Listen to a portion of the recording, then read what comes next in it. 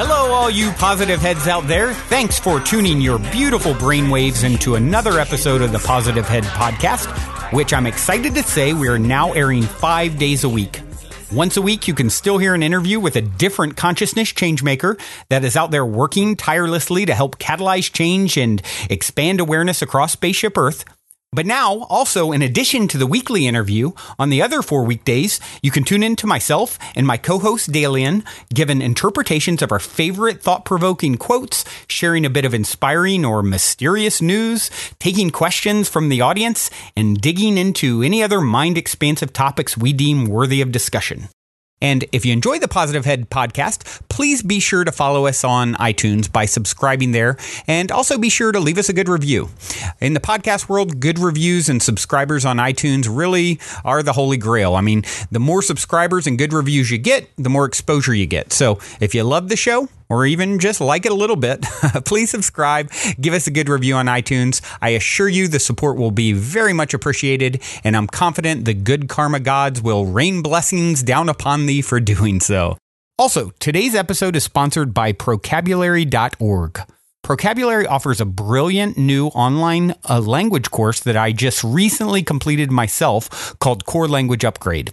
The course material is designed to help you analyze the way you use your words and language to create your reality. I personally believe the words you choose to speak or write out is referred to as spelling for a very good reason. You're literally casting an energetic spell every time you open your mouth, which means it's of the utmost importance that you have a foundational understanding about the power or lack of power that the words you're choosing to use conjures up. I strongly believe language mastery is a highly important skill set that way too few people have taken it upon themselves to become educated on. And what Procabulary does is actually provides you with an incredibly easy to follow roadmap that only takes about 10 minutes a day spanned over 21 days to complete, which shows you how to go about changing your language patterns so that you can start getting better results in every aspect of your life. Now, as a Positive Head Podcast listener, if you decide to go to Procabulary.org and purchase the Core Language Upgrade course, you'll get 33% off if you use the promo code POSITIVEHEAD, all one word, on the checkout page. The retail price for Core Language Upgrade is normally $299, and I'd say it's really worth every penny of that, but it's especially worth it after your 33% Positive Head discount because it drops the price to $199. That's a crazy good deal that I had to do some serious convincing to get the guys at Procabulary to give to our listeners, so I really hope some of you will take advantage of it while it lasts. Also, if you need more convincing about the power of Procabulary, check out Positive Head Podcast number 20, where I actually interview Procabulary co-founder Mark England, and we discuss language mastery in great detail. All right, all you positive heads, on today's episode, I'm very excited to have Geri Weis-Corbley here with me on the show. Geri is the founder of the popular online hub for all things good news related, goodnewsnetwork.org. Hello, Geri. Welcome to the show. Hi, Brandon. Great to be here. Oh, so wonderful to have you. You know, when I came across your site, actually not too long ago, I came across the site because, as many of our listeners know, just in the recent weeks, we've started doing in addition to these weekly interviews with consciousness changemakers such as yourself, we started doing myself and my co-host Dalian daily shorter podcast where we feature a bit of good news. So I'm looking for what is a great resource for good news. And what do I find? Your website. So instantly, of course, I had to reach out and say, Geri, this is awesome. I love your site. I'd love to have you on and talk about all things good news. So here we are. And thank you so much for joining me. Great. Yes, I am a good source for good news. That's for sure. For 18 years. The good news woman. Speaking of, the site has been up 18 years now. That's a long run. Yeah, there were not even any blogs when I started. Can you imagine? Wow. No, it's kind of like I remember seeing not too long ago. It was actually a news talk show or something, and it might have been the early 90s or I think it was like the early 90s, and it showed them cutting away from a take, to go to a commercial, and the co-host says to the other person, now, what is this internet thing? I saw that. I think I saw that too. Was it Katie Couric? Yeah, I think so. Isn't that the funniest thing to think about? So weird. Yeah. it makes you wonder 100 years from now, they're about to come out with virtual reality systems here in the next couple of months. And me being the nerd that I am, I'm very excited about that. And, I think of the same kind of thing. Are we going to look back and say, can you remember when people weren't living these alternate lives in virtual reality simulations, And the kids are going to make fun of us, and lots happened in a short period of time. Well, 17 years. We start at the beginning. I'd love to hear how you started down this path of creating the Good News Network. Tell us a little about your history. Well, I used to be in the TV news business in Washington, D.C. So I was covering Capitol Hill and the White House. And this was during the Reagan years, if you can believe it. Wow. And, does that count as good news? Oh, he was a jokester, that's for sure. Yeah.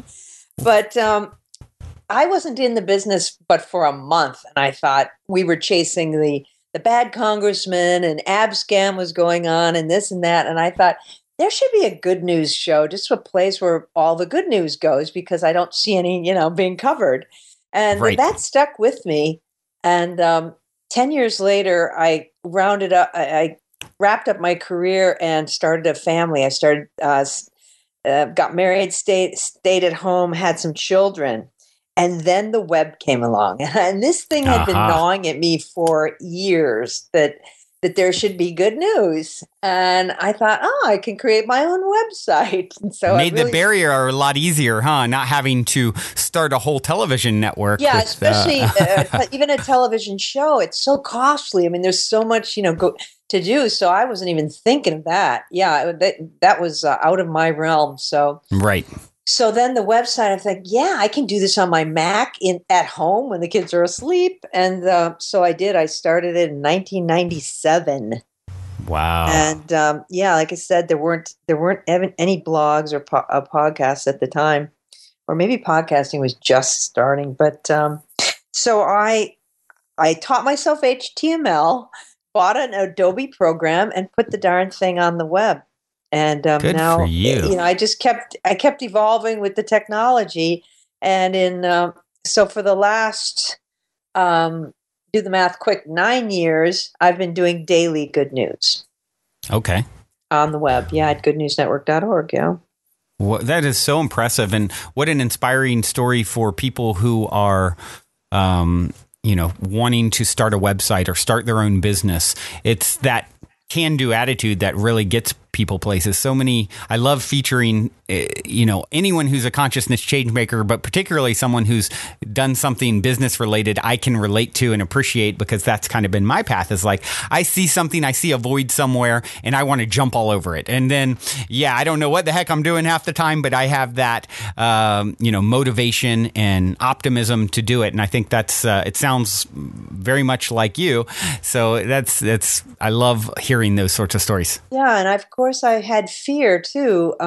And my oldest was 6 at the time. And I thought, I kind of want to get him some spiritual training. So I looked up the Unity churches in the area, and I brought him to a church just so he could do the little Sunday school thing. Because I really wasn't that interested in going. Well, he went to the Sunday school, and then I went up to listen to the adult, lesson. And they started doing a lesson on Mary Mann Morrison's book. Oh gosh, I just drew a blank. No, it's Building Your Field of Dreams. And it talked about how to get beyond the fear and everything. And I still hadn't started the Good News Network. And after the service was over, Jack said, I didn't like it much. I didn't like it. And so he never went back, but I went back for 10 more, a series of 10 based on that book. And it basically talked me into doing, getting it started, doing that thing. One of the things in it is called, she deems it divine discontent. And that's what I had about good news. It was like that sand in the oyster, it just bugged you. And sure enough, and so that's all I really needed was those 10 lessons. And I decided, I got to do this. What a great story. So if I heard the story correctly, you went really for your son, or so you thought, right? Yes, yep. And they had this particular series of lessons that was all about overcoming your fears and doing what you love, and you were hooked into that, and that is what pushed you off of the ledge, so to speak, to take the plunge and follow your heart and your dream. Yes, and he never had to go back. I went alone from then on. Wow, that's so great. It's such a I love those sorts of things, because we talk a lot about stories of synchronicity and, you know, even positive paranormal events sometimes, and so to me it's like one of those things where it was just set up for you. You're there for one, you think for one reason, you're really there, you know, for sure for another reason, because look at where it's led you, you know, and it's such a so exciting when those sorts of things, you know, kind of present themselves. It's almost like a fork in the road, like, no, here's what you need at this point in time. Take this information and run with it. So yeah, all the lessons were so pertinent, so perfect for me. And I had 3 at the time, 6, 6, 4, and 2. And for any moms out there, I found time. I did it early in the morning, late at night, and that was enough time to start it. Wow. Yeah. Very, very cool. Now, you're editor-in-chief as well. Yes. Now, tell us a little bit about what that entails. Well, it sure is a fancy title, but I have another interesting story of sort of some karma and some spiritual woo. Oh, please! I'll always be all ears for that. This is a great story, because when I was in the news business, the very first, I actually had an internship, and then so I worked for free for 3 months straight out of college with this gentleman named Charlie. Well, he was the cameraman, and so I worked with him. And then during that time is when I thought of the Good News Network. I, thought there should be good, and I told him there should be a good news show. And he said, quote, "Good news doesn't sell." And so I was so intimidated, because I was such a, newbie, that I never brought it up again with colleagues in the business. Right. They do tend to be cynical, those folks. But it turns out that I started working for them, for pay, and enjoyed immensely the news business for 10 years. I did camera work, editing, producing.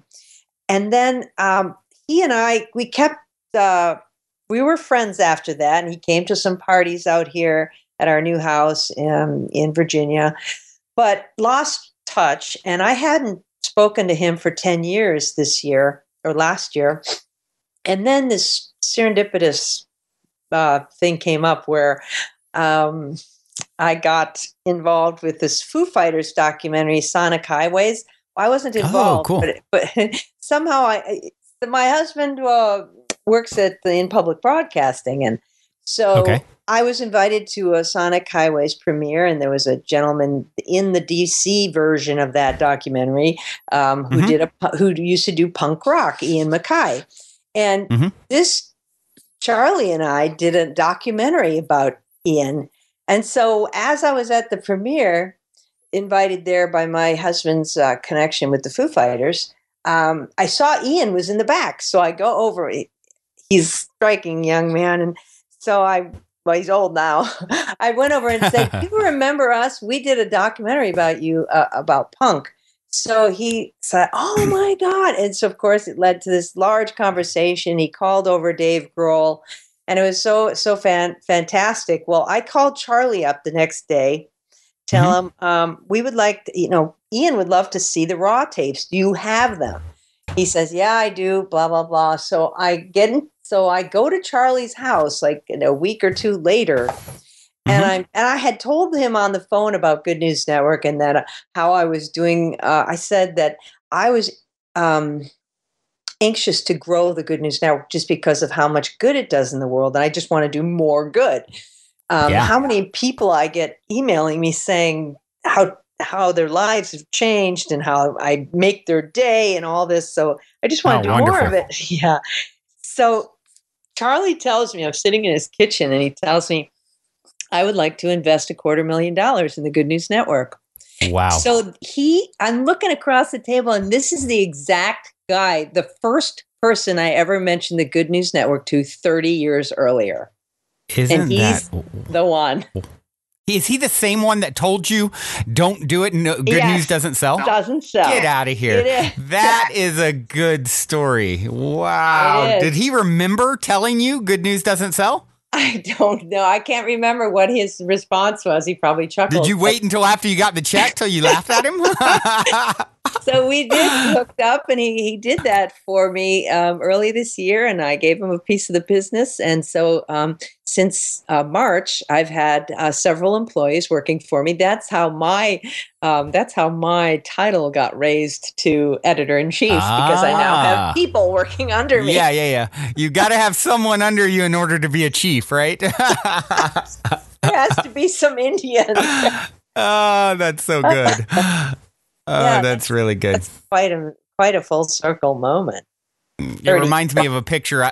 That is a great story. It reminds me of a picture I took many years ago when I started my company. I have a travel company called Resort Share that I founded, and I go to Burning Man Festival, where there's lots of costumes and things like this. And so right before I went to Burning Man Festival, someone gifted me these. It's a big, I guess it's Indian inspired, it's like a coon hat with bull horns on it. And I took a picture and posted online. And this is years and years ago. And it was like Chief Executive Officer. So you make me think back to my very odd picture of me sitting behind the desk at work in this big bullhorn hat. Oh, so good. So good. Did you bring it to Burning Man? Oh, I did. I did bring it to Burning Man. But, then in recent years, there's been a lot of talk about, it being racist or not appropriate to wear anything because a lot of people would wear the traditional chief headdresses and things like that. And then it became sort of a hot topic in the last year or so in the festival community. This is not appropriate. This is, and I obviously don't want to tread there. So I haven't really worn it since. It makes me think of that. So it brought back a funny mental image. So as far as the site goes, so obviously taking a little bit of a leg up with an investor who doesn't believe in Good News yet now is invested in Good News. I love the full circle of that beautiful story. Thank you so much for sharing. How do you generate the content for the site? I know people can submit stories, right? Yes. Is it primarily people submitted, or is it a combination of things? What's the kind of secret sauce to creating all this great content? Yeah, well, one of the nicest things about having an 18-year run is I have a lot of loyal followers, and they send me links that they find around the world. So I get emails every day from people with links in them. So that's one source. And then I also have people now, people can write blogs on my site now. And so I'm about to post one tomorrow that's from a gamer who went to this tournament, and he had a wonderful experience with this other gamer. And so I'm going to post that tomorrow. So we have a section called Your Blogs. But most people just submit links. And I think of it, I always say that I've been in this business so long that I am a magnet for good news. That's so. It's law of attraction. I mean, it is. What a great point. Yeah, I've been focusing on it so long that it seems like I both know where to look, and it comes to me. So, and some of the best stories in this last year, some of the most popular stories. Were submitted by either loyal viewers or people who were looking to get their story out and just found us and sent it. So we have original content coming in that way. Oh, wonderful. Well, speaking of some of the best stories, do you have some favorites? I know you have various categories, a broad array of categories on the site, from science to earth to spirituality to, heroes to health. Are there any that stick out as, favorite over the last year or in general that you would like to share?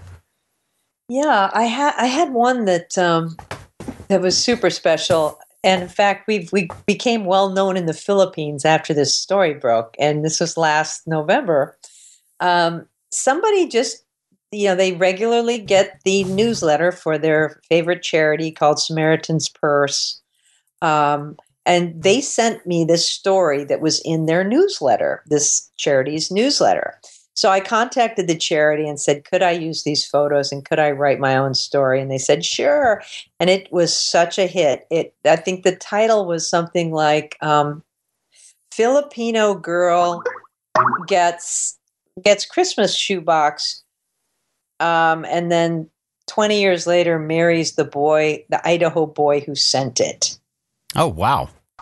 Yeah, so there was this young Filipino girl. She gets the gift, the shoebox gift at Christmas with lots of little goodies in it and some Christian literature and stuff. And she became very devout, and she never forgot. And all she knew was his first name and that he was in Idaho. Uh-huh. And so the story goes, in fact, Facebook even contacted me after this story went so viral and asking me about it. So because they wanted to do a story because Facebook was how she found him. And after she she I guess she was maybe 19 or 20 or something, and found the grown boy who had sent her the box. And they started, she found him on Facebook and they started messaging each other, and then eventually he came to the Philippines to visit her, and then they got married, and they now live in Idaho.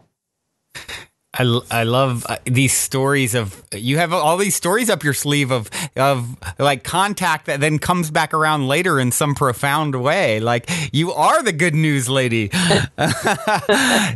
I love that sort of thing. I mean, it's like when you think, what are the chances of this? And he was a little boy at the time, is in Idaho. Yeah, I'm sure his mother got him involved or something like that. Yes, he was. They're very close in age.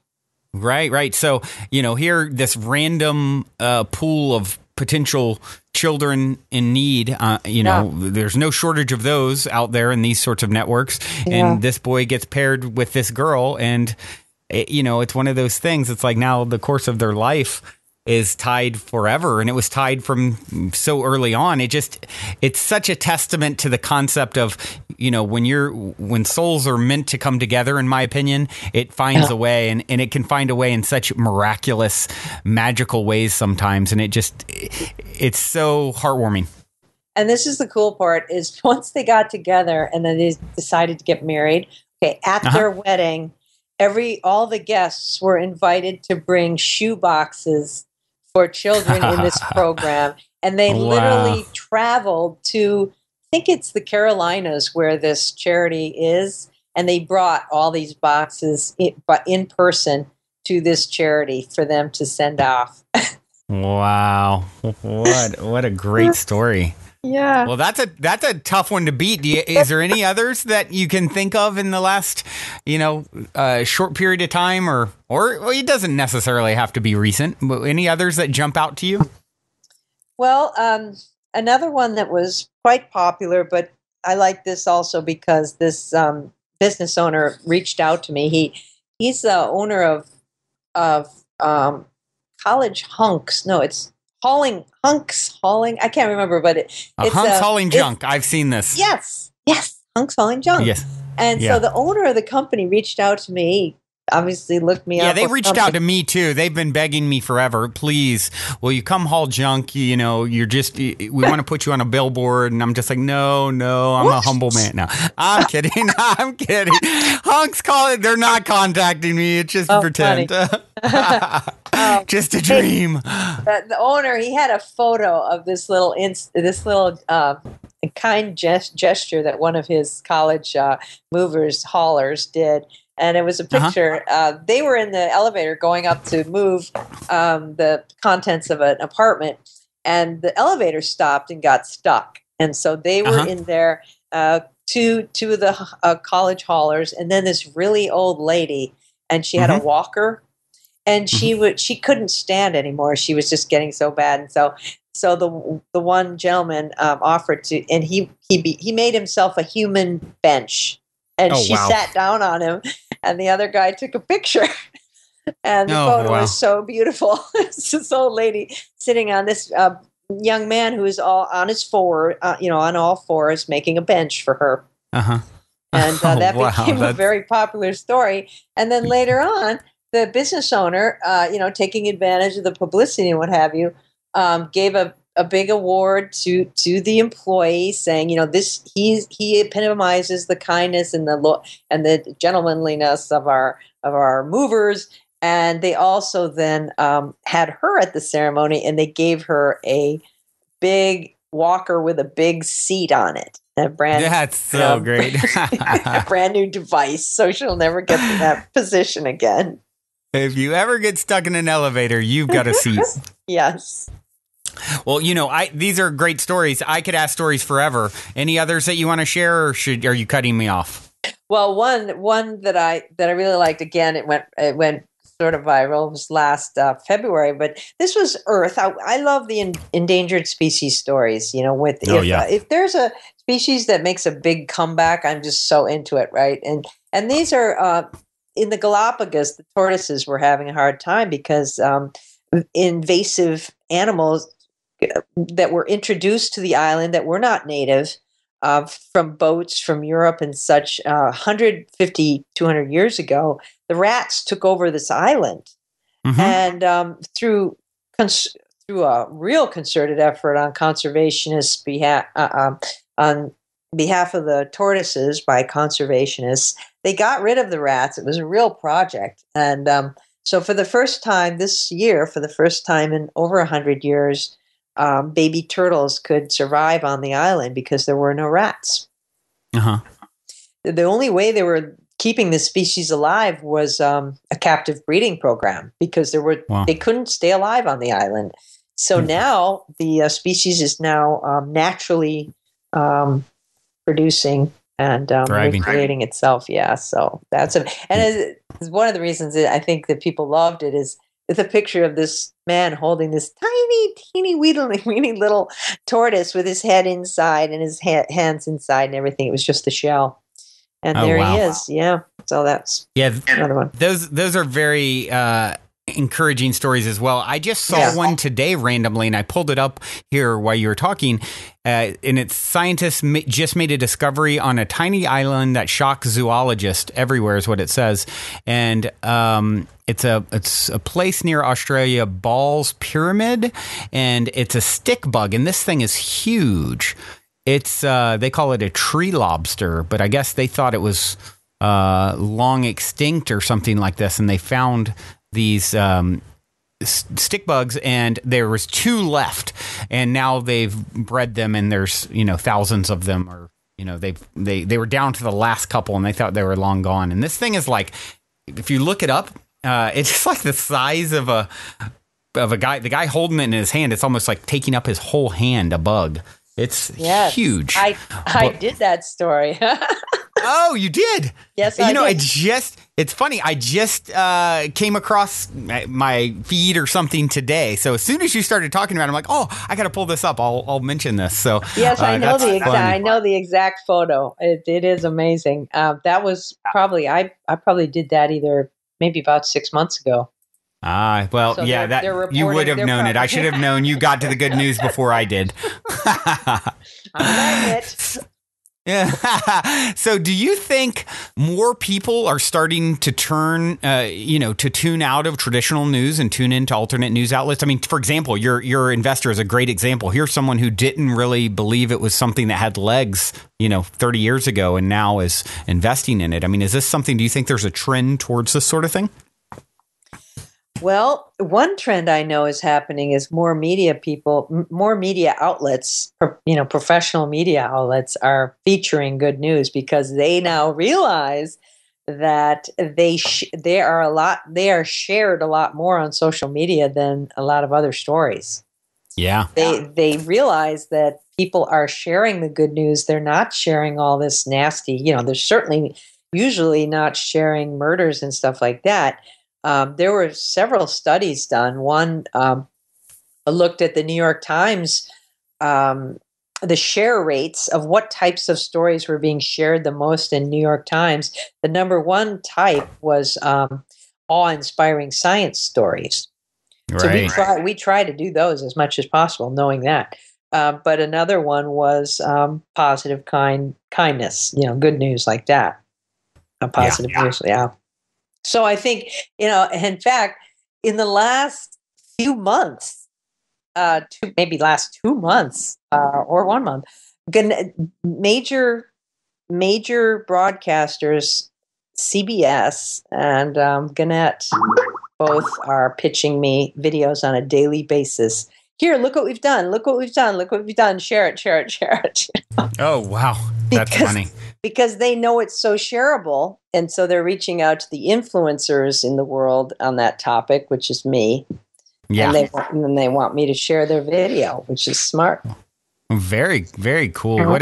That's encouraging. I mean, even if like in their case, it's maybe they could care less about whether it's good news or bad news. They just want eyes. It's kind of like the saying, every time you go to the supermarket, you're voting for what kind of food you're going to see there.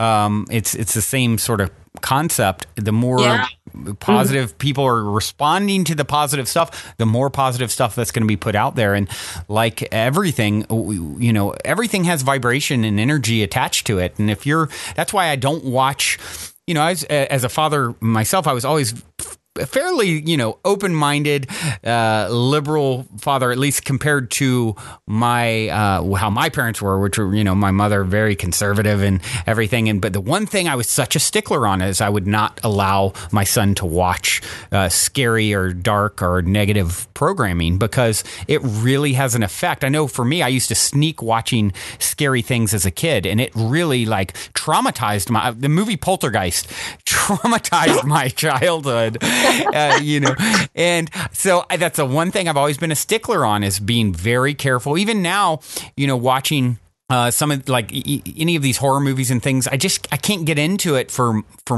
that reason. It's like I just feel not good afterwards, and you're ingesting the energy that's attached to whatever it is. So, I'm a firm believer in the concept of, if you don't, where attention goes, energy flows. So if you don't want something, if you want to see less of something in your life, give it no energy.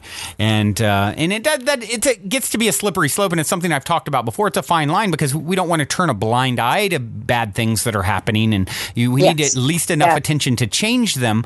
But what happens is people start drumming up, they're just focused on it, and so many people is like, look at this, the atrocity, and give it so much attention and so much of their energy, instead of, going with the idea of being for something and against nothing. Don't give it all that energy, because when you give it energy, you're literally giving it more life, more of your life force. So I think it's an important thing for people to realize beyond just the surface level of what's going on.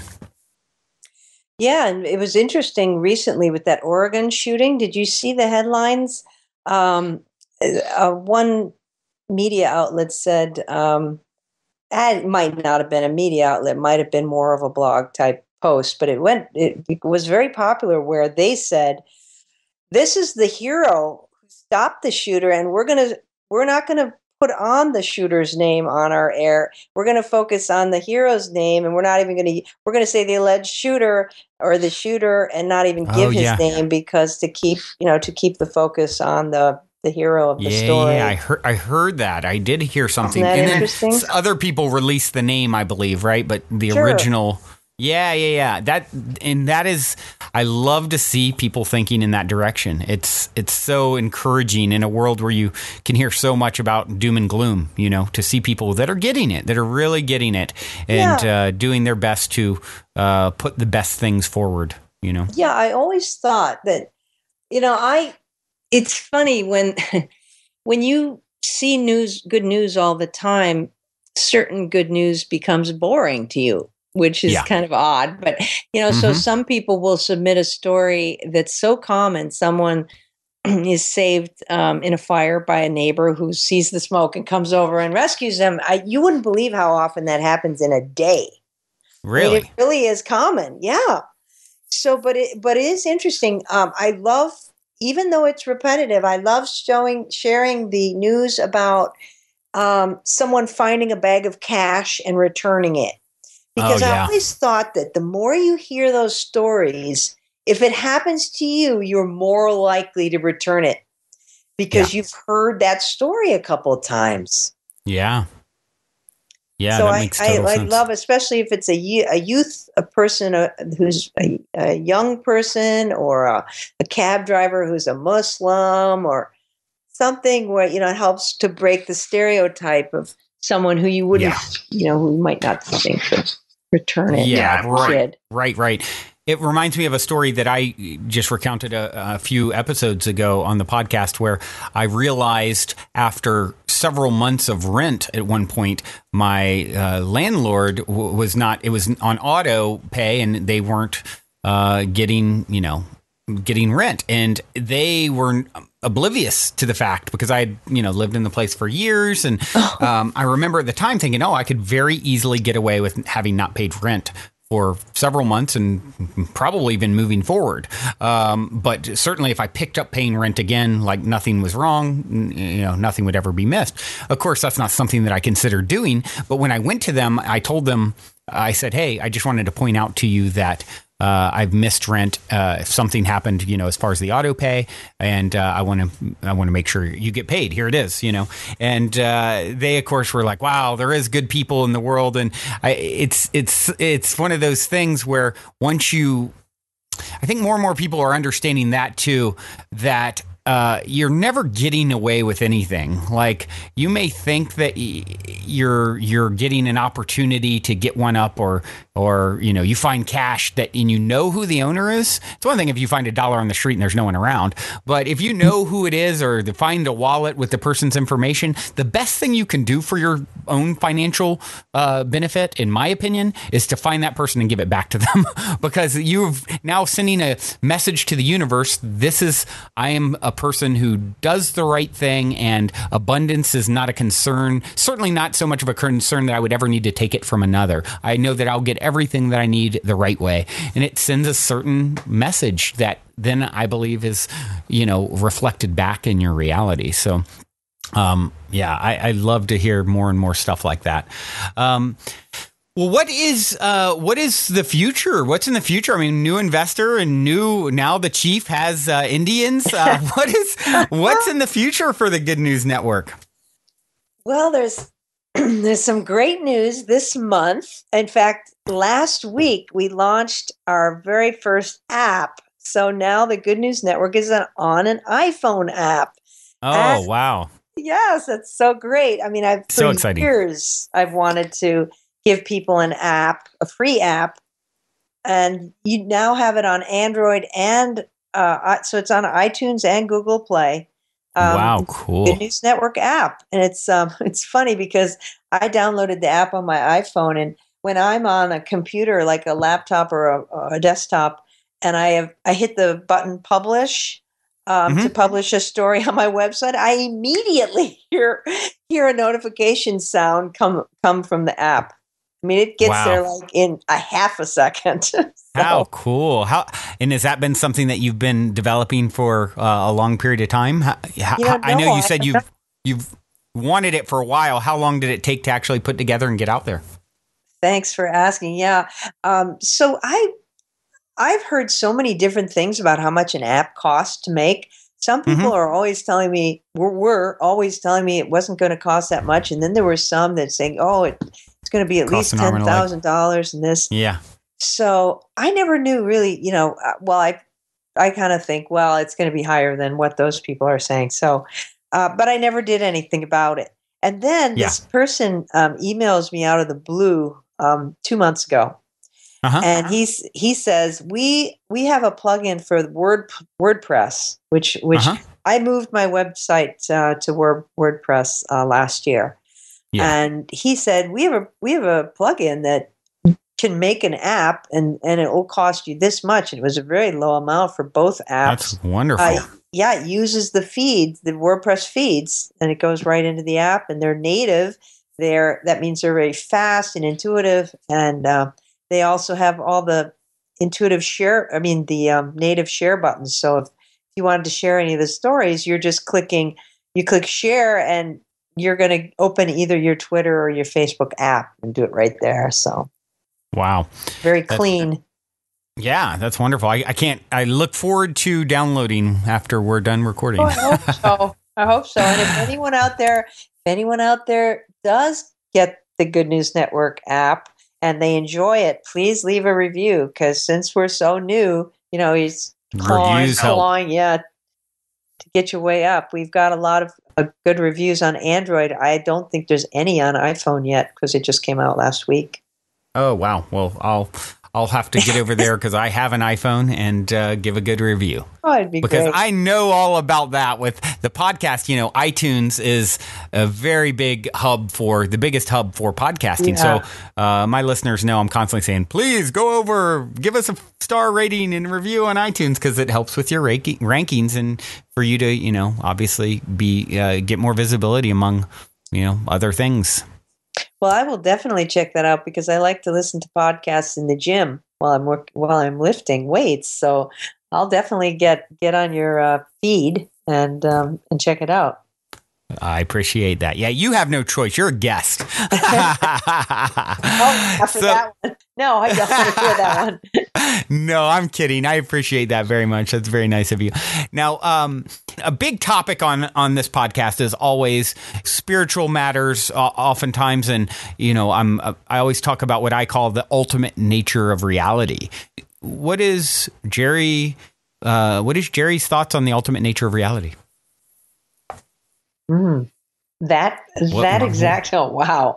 The ultimate. Yeah, and that sounds very intimidating. What is going on here? What are we all doing here? I know you're sharing lots of good news, but what's behind it all? What is your kind of spiritual belief system?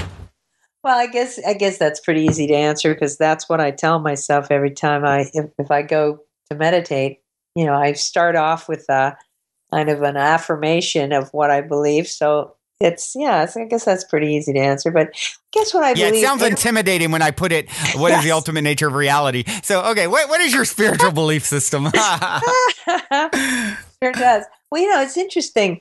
When I first got into spirituality in the 80s, it was through Shirley MacLaine's book, Out on a Limb, and I think the television show or something like that. So that got me into, quote, metaphysics. And so it so happens I used to live in Georgetown, and I used to drive past this church that always had this little sign that said metaphysical bookstore. And it always wanted to drive me in. Sure enough, one time I went in there, and there was this wonderful Jamaican lady in there. We started talking, and sure enough, I started going to this Divine Science Church. That's what they were, their New Thought Church. So I go there, and this is kind of a derivative of a prayer that they used to say every Sunday, or an affirmation. And one time I came to him, and I took some classes there and became consecrated in the divine science faith. And so he tells me that I said, I've grown up Catholic, and I said I kind of have a problem with whenever I hear the word Lord and God, this brings me back to like unpleasant times in my youth. Worship kind of mentality. Yes. All the negative guilt stuff that's in the Catholic Church at the time that I picked up on heavily. But he said to me, his name was Al Salazar, and he moved to Texas in the 90s, and I haven't talked to him, but he was a wonderful reverend. And he said, whenever you hear the word God, just substitute good. Yeah. And if you hear the word Lord, substitute the word law. The law of good. The law of good. Yes. I like that. That's good. I've never heard that. So people who have a haunting sort of religious background that they can't get over it. This really helped me. So I really think of it as a oneness, and that it's, as well as like Martin Luther King says, something bends toward justice, the arc of history bends toward justice. I always think of it as this oneness, it always is for good, no matter what you see at the moment. It really is all. And, hey, none of it made sense until I started considering reincarnation. And when you do, if you do consider that, then that really kind of makes it all come together. And it does. Yeah, it does. Yeah.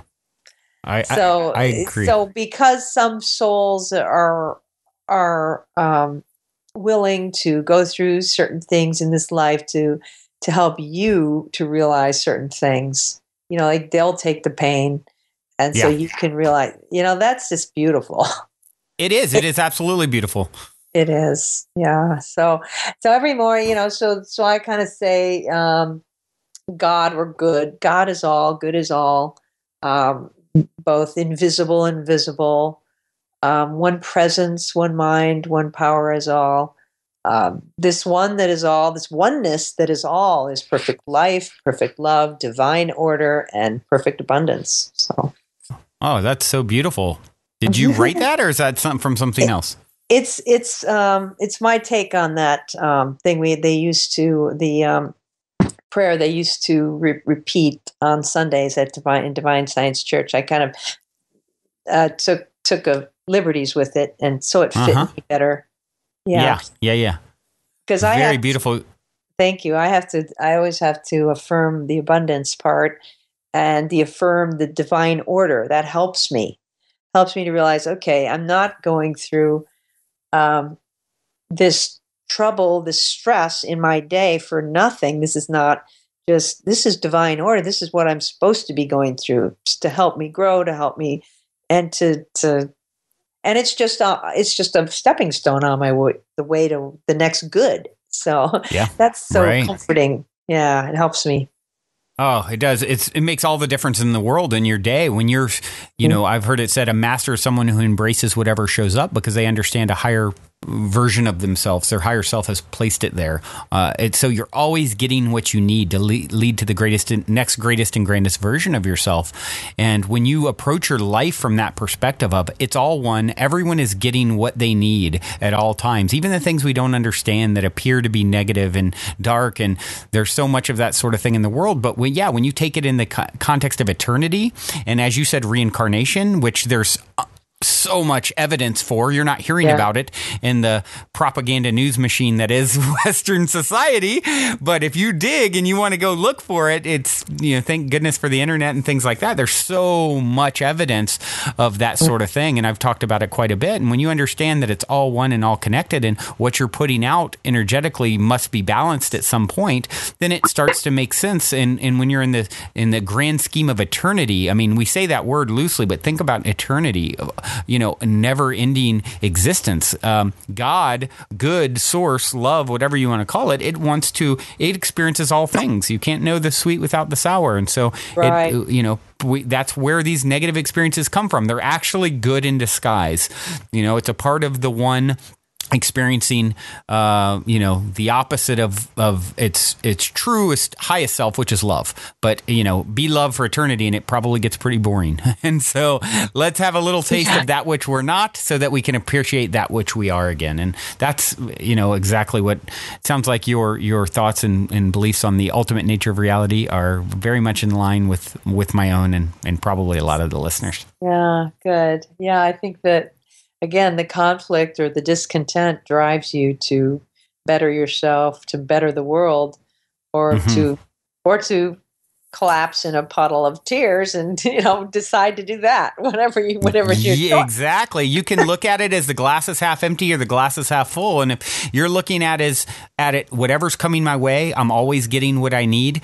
And how do I learn from what this experience is and believe and understand and know that it's somehow a reflection of energy that I've offered at some point in my near past or far past. So I must, assimilate whatever's coming my way and learn from it and grow from it. And that's when you start turning the lumps of coals that come your way into diamonds, in my experience. And that perspective shift is a big one. Instead of, for me, I'm a victim, things are happening to me.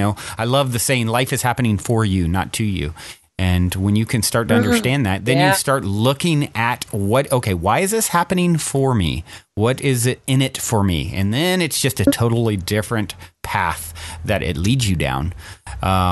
But yeah, so thank you for sharing that. That's a question that, and I know it's a bit of a heavy one, but it's one that I love to pry into my guests' minds and see. It's, and I just, as a disclaimer, I only feel that way in the morning. Then I get into the stress of the day and I get sucked in. So it's very difficult.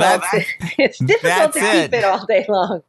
That's the test. Is it's one thing to know it conceptually, and it's another to apply it daily. And as a dear old friend of mine says, and I've quoted her many times on it, it's a daily conscious effort. And it really is, because the first step is understanding this stuff conceptually. Then it gets to the much more trying part, which is living it. But you get better and better at it. Yeah, and if we can lift each other up with just a little bit of encouragement during the day when we forget, we're obviously forgetting in the middle of the day when things are tough. But yeah, let's encourage people with a smile or just a quick reminder. So anyone who wants to remind me during the day, send it along. Yes, we definitely know of a good place for that with the Good News Network. And now, is there, in your opinion, do you believe that there is someone who's had your finger on the pulse of, the news for so long and so forth? You're really a great person to ask. Do you believe there's a spiritual revolution happening of sorts? A lot of people are talking about there being a great, shift and awakening and comprehension explosion happening in regards to, the ultimate nature of reality and the oneness of things. What is your thoughts on that over the 20-year or 30-year view of the news and what's happening out there? Well, I see in humankind, I'm sure I see an evolution, but it's very slow. It's glacial pace, but you can see it. You can see it with the books that come out and the movies that come out. People being, and I mean, one of the things I put up on the website a month ago was the Wayne Dyer obituary. Right. And so many people clicked on that to watch, to read, to watch. I mean, so he had a huge following, and though there have been New Thought teachers for 120 years at least, and then of course going back, all the way to Buddha and all the rest. Right. I think there's evolution happening, but it's quite slow. I mean, you still have traditionalists who want to cling to tradition, cling to their path, how it was in the 50s, or they don't like the change, and so I think that even some people, I don't think they're dying off. I think they're still being born traditionalists. Yeah. It's moving slow, but I mean, obviously there is the Secret. Things like that come out. I have a movie that's more in the realm of reality, with medicine. But I'm going to be featuring a film, Sacred Science. It's about herbs in the Amazon. Have you seen that? Actually, so what a great synchronicity. If you go back into my podcast archives, I interviewed Nick Palizzi, the director of Sacred Science. Yeah. Good. So I know about it. I love it. It's such a great perspective to, I love how there's this expansion and understanding of, obviously the medical, pharmaceutical industry and so forth, and our Western society is all about making money and not really if everyone's well, then who's going to pay for all these drugs? So I love, the Sacred Science is so great, and it's showing what's possible. Right. And I just think that sort of goes hand in hand with this, the wellness, the approaching health in an alternative wellness way is almost like what's happening in the spiritual realm with New Thought. Mm-hmm. I mean, it's just becoming more natural, more attuned to frequencies, energies. And I love it. Yeah, I think we're making headway. It's slow, but that's the way. 2 steps forward, 1 step back, right? Yes, we definitely a pendulum. I mean, some people say, "Oh, what happened in this election or whatever?" I was like, it's a pendulum. You just have to go back and forth. Yep. Start with yourself and go out from there. And one thing we can deal with is ourselves. And so that's the most important priority for each and every one of us anyway. Yeah. So, yeah, I mean, other than that, there's one other thing that I wanted to bring up and that you talked about briefly before we started recording, and that is with the changes on the site that you guys are actually looking for a suitable corporate sponsor, someone who will be like the sole advertiser on the site in 2016 is what something you're calling in to manifest. And so I just wanted to put that out there as well. Anything that you want to add to that as far as, you know, the type of organization that you are hoping to attract? Yes. Well, we earn our ads we earn our revenue, I should say, through ads in a very humanistic way. They're not auto-playing. They're not annoying. They don't jump out at you. And so it's a very calming website to go to. And so we're looking for a partner that wants to put their display ads, just their ads that are quietly promoting themselves as they're a good company. They're the corporate responsibility is one of our tags. I mean, we love writing about corporate responsibility and businesses that are doing good, because this is one of the areas that gets a really bad rap, which is corporations. As you mentioned, pharma. Well, there's there was an interesting pharmaceutical story a couple of days ago, which was the notorious $750 pill where that guy jacked up the price for that company. Well, who saved the day but another pharmaceutical company? They came in and decided to make a drug for $1 a pill. A direct competition. So, I don't like when people lump all businesses together. So we have a whole business section about good corporate citizens. That's good. And we're looking for one to take all the ads on our site. 4 million impressions every week, and that's great. And put their ads there into 2016. So we don't have a variety of ads that might be causing problems, because companies actually try to sneak through auto-playing ads. So I'm constantly having to police the ads that are from this network on my site. So we're really looking forward to getting a sponsor who it could be anything. It could be, an ethical sponsor. An ethical, right? A progressive, ethical, beautiful sponsor. I mean, have you ever seen the Liberty Mutual ads on TV? Where I may have, but if I have it, it's not something that I'm recalling. They're those pay it forward ones where someone sees a person pick up something and then they do something good. Then that person does something good. It's just an insurance company where they have these amazing ads. Cool.